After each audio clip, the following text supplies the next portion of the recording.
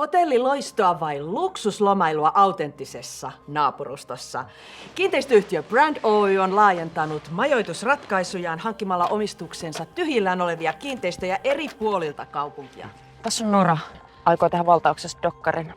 Onks hyvä? Brand yrittää nyt vaan savustaa meidät ulos täältä. Me pitää valmistautua siihen, me pitää barrikoida ovet ja... Minkälainen vapaa tila tää sit olisi, jos kukaan ei pääse sisään? Tästä tulee jotain tosi merkittävää. Lupaa mulle, että toi videomatsku pysyy sun hallussa. Okei.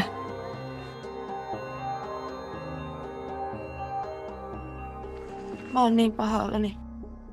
Mä korjaan tän. Sä oot tehnyt jotain. Kenen puolella sä oikein oot? Tää on se juttu, mitä mä ajattelin.